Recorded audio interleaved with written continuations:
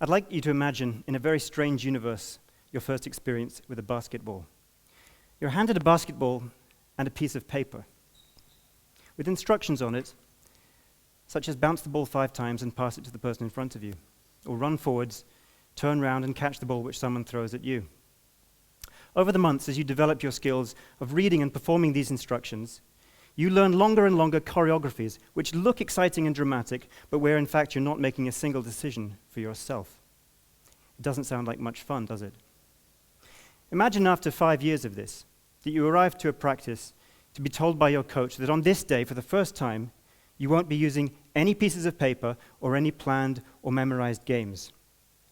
How would you react? Would you be able to move beyond your years of reading instructions and start making anything up? Would you have any conception of what it feels like to be genuinely playful with a basketball? I think that in this very strange universe, which I hope doesn't exist, you would probably be completely confused. It's a funny thing because in this universe, that's pretty much how we teach musical instruments. Games and many sports require people to make decisions, to respond in the moment to the actions of others. And that's part of what makes them so exciting. You never know what's going to happen next. But in music, we have a whole host of written instructions which dictate the pitch, the duration, the dynamics, the articulation, the phrasing. There really aren't many decisions to be made at all.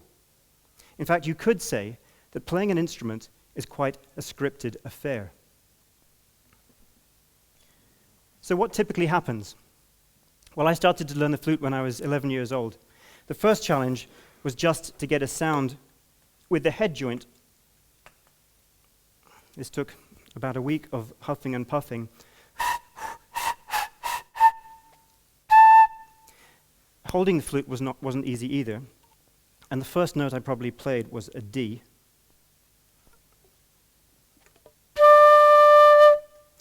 What most teachers would do at this point is to put a book in front of the student. And so learning an instrument from this point forward becomes a matter of learning increasingly difficult pieces. And if you were to ask this student after 2 years of this kind of training to play something by ear or to make something up, they'd look at you in horror, probably, and say, "What do you mean play by ear? I need to see the music." And make something up? Out of what? I've seen this countless times. When students are taught to play an instrument almost exclusively through reading somebody else's music, they hardly ever develop the ability to make up a single musical phrase of their own. You might be thinking that it is unfair of me to compare music to sport, but I have to say that I absolutely love written classical music just the way it is, and I'm not here to bash it. Learning to read music and to play in an ensemble can be so much fun, and I wish everyone could experience the sense of community, the discipline required, and the sheer joy and excitement of bringing these notes to life. What I am suggesting is that the world of written musical artifacts might just be half the story, and that beyond the printed page, there lies another world of playing by ear and improvising. This is a world of playfulness, of risk, of self-expression. A world where you discover a voice inside your head that delights in creating new music.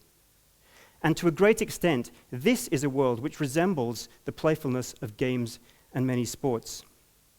To me, as a flute and saxophone player, reading music, playing by ear, and improvising are all equally important parts of the amazing world of music. And I think all of our students should have the chance to learn each of these skills. I'm not the only person saying this, of course. There are alternate teaching methods out there. And most of these methods start by acknowledging that the beginner on an instrument already knows lots of music. Your typical 11-year-old has been listening to music their whole life. They've sung dozens and dozens of nursery rhymes and folk songs, and they've certainly listened to hundreds and hundreds of pop songs over and over again. So in a very real sense, this music is actually written into their brains. So why not start, instead of with a book, why not start by showing the student how to play some of the easier music they already know? Let's take a tune now that I hope you all know, Ode to Joy from Beethoven's Ninth Symphony.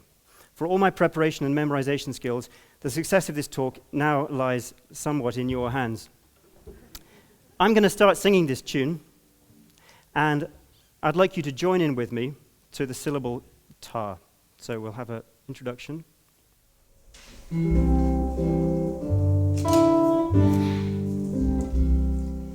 Ta, ta, ta, ta, ta, ta, ta, ta, ta, ta,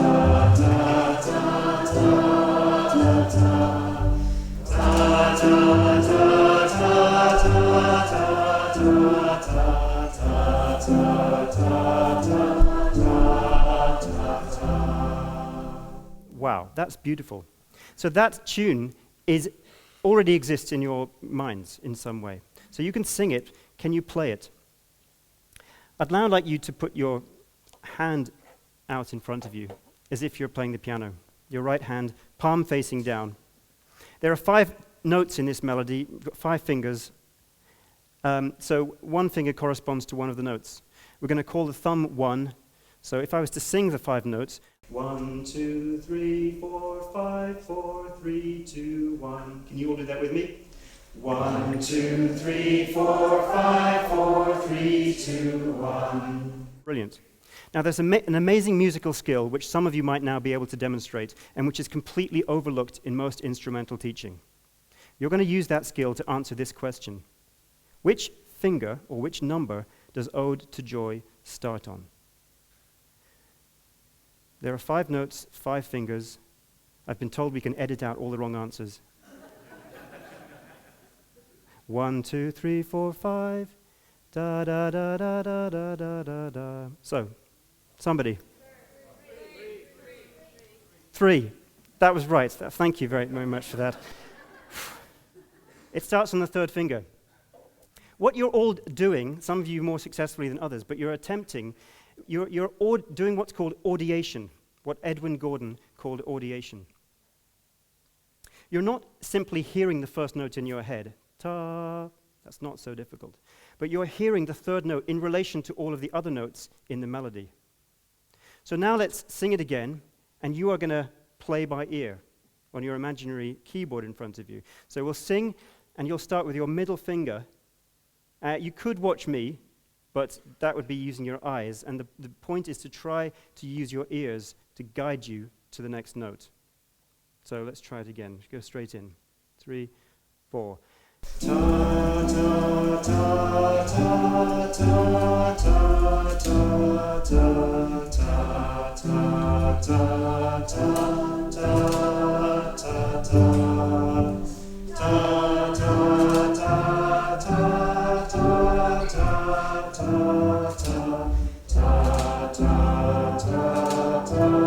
ta ta.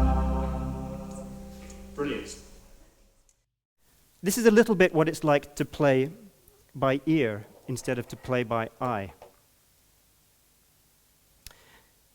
When you're reading music, you learn to associate certain dots on the page with certain finger patterns, and you don't actually have to be able to hear anything in your head at all. But when you play by ear, the music first needs to come alive in your mind, and then you have to learn how to connect that sound to an instrument.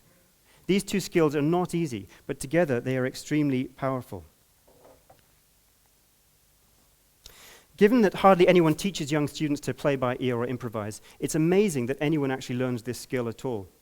In my case, I was about 9 years old when I started to have recorder and piano lessons. And at home in Beirut, I remember Dad teaching us Scottish folk songs, and Mum had some classical music cassettes which I listened to over and over again. Back in England, at the age of 11, when I started to play the flute, a music teacher one day called me into his room and challenged me to make something up at the piano, to make something up on the flute while he accompanied me at the piano. That simple intervention, without any elaboration or discussion, opened up a whole new realm of music for me, where I realized that it was possible for me to have my own musical ideas, and that to play these spontaneously was called improvisation. Soon after that, I joined the music group at my local church, and over the months and years, I learned to improvise playing in the church services. At first, I would just start off playing the melodies by ear that everyone was singing, and then I would start improvising in my own small way, trying to find more and more beautiful ways through the music. This was the best way to learn to improvise. No one was telling me what to do. No one was telling me what to do next. Just me and my ears searching for more and more beautiful music. There is a school of thinking, however, that says you need to learn your scales and your arpeggios and some music theory before you can learn to improvise. I'm not so sure about this. In his book, Improvise for Real, David Reed suggests that it's just the opposite, that it's through improvisation itself that music theory can best be explored and understood. Certainly, that was my experience. Technique and creativity were being developed simultaneously, one challenging and inspiring the other. I believe that just as we don't need to be taught to express our thoughts through language, so too in music, improvisation is something that, given the right environment, will arise naturally. This is radical. Let it sink in a moment. Improvising might be as simple as opening your mouth and saying what's on your mind. I'd like each of you now to hear that you are musical improvisers. Even if you've never played an instrument, you all have a musically playful mind that is unlike anyone else's. I'm going to start singing a musical phrase, and I'm going to stop halfway through, although the accompaniment was going to continue. When I stop, I'd like you all just to listen to what you hear inside your head. Don't try to make anything up, and don't sing out loud. Just listen. Here we go. 2, 3, 4. Da da da da da da da.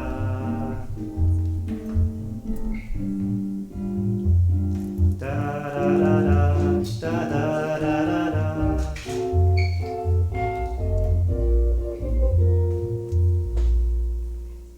Now, I have no idea if anything was happening, but I have a strong suspicion that many of you heard some kind of musical response, and that it was natural. It wasn't coaxed out. It was your brain being playful. Now, we're going to do it again. This time, I'd like you all to sing out loud. It's going to sound mildly, gently chaotic. Don't sing something if you don't want to, if you don't hear anything at all. But the phrases, I believe, will encourage some kind of response, and it's effortless, I would say. Here we go. So straight in. 1, 2, 3, 4. Da da da da da da da da. Da da da da da da da.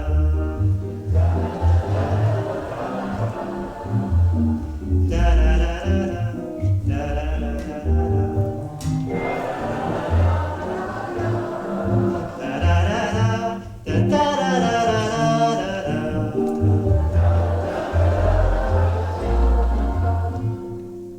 Fantastic. Give yourselves a round of applause.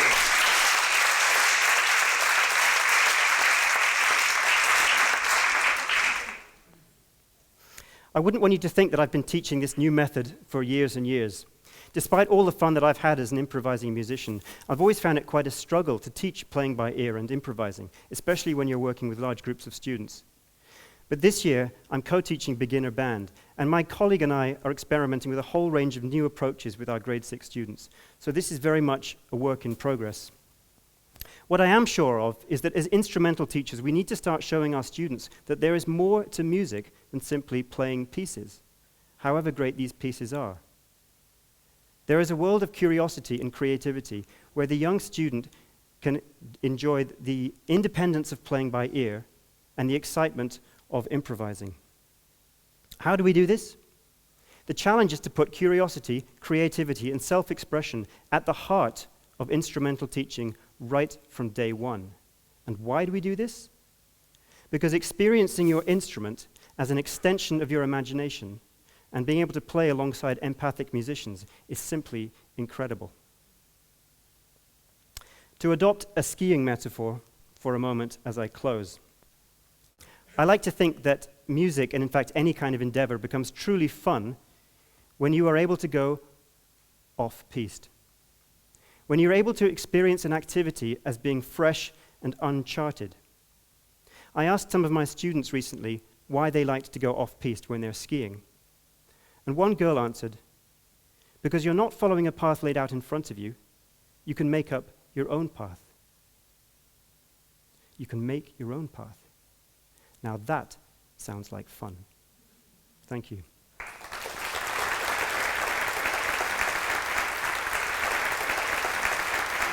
Up until now, every word of this talk has been carefully memorized, mostly successfully, including what I'm saying right now.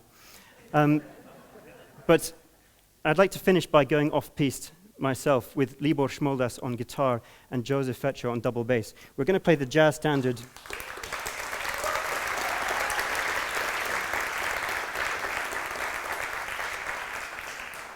We're going to play the jazz standard, It Could Happen to You.